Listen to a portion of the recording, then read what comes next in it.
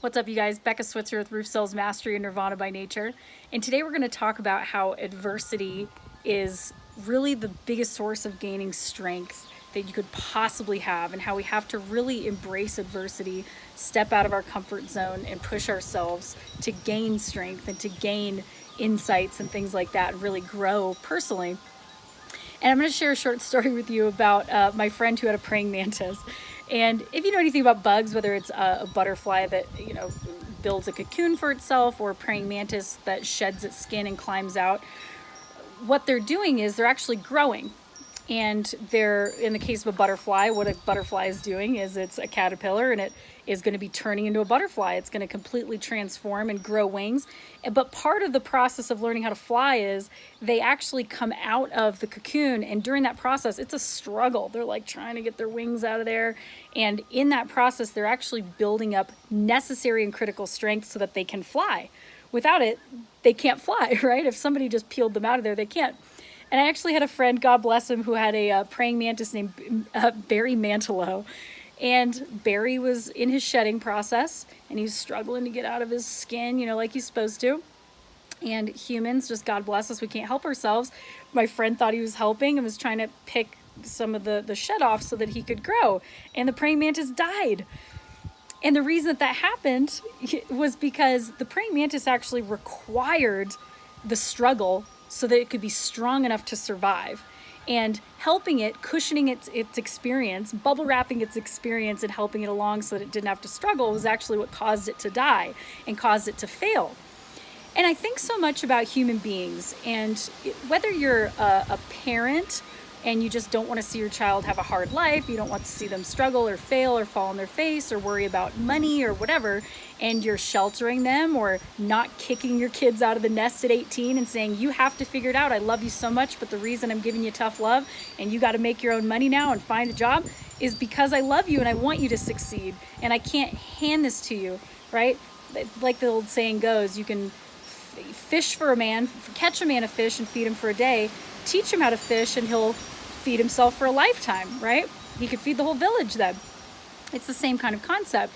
And so when you're facing something, whether you're thinking this isn't fair that I have to go through this, or you're afraid to take a leap, you're afraid to step into your own path, you're afraid to go and step into the unknown, or step away from your safety blanket, or step out of your, the familiar cycle of or safety of your family unit, or the place that you live, or the town that you're in, or the job that you're doing, if you feel that desire to grow and be on your own, you have to welcome the adversity. You have to welcome the struggle. You have to build up your own wings by getting yourself out of that cocoon, right? My neighbor dog Tuna here has just showed up. My dog's probably gonna kick her ass. Hi, Tuna. But it's just part of the process, okay? You have to have it. And you have to think about adversity like using your muscles, right? Using your personal development muscles. And in the context of going into the hospital, let's just say, if you don't use it, you lose it, right? If you don't use it, you lose it. That's something that we've said a bunch of different times about different processes, whether it's your brain or physical muscles or whatever the case may be. And what that means is, if you don't exercise that muscle, you're going to lose that strength. And there's a stat here. If you were to be in the hospital, let's just say, and you laid in bed for weeks on end because you got an injury, you're not able to use your muscles. And throughout that experience, your muscles atrophy. And it actually atrophies at a rate of 12% per week. So you're losing your normal muscle strength by 12% every single week that you just lay there. And after the course of 3 to 5 weeks, your normal strength is reduced by almost half. That's pretty crazy. And that's the same thing with your life. How long are you going to lay in the bed of the comfort zone of your life, letting your strength atrophy, letting it disappear and vanish? How long are you going to do that? You have to step out of the comfort zone. Or if you're the one responsible, let's say that you're a parent making your kid's life way too cushy, okay? Or you're a boss and you're just not letting that person go out and fail and pushing them to succeed. Or you're a coach and you're not pushing them, you're giving participation awards.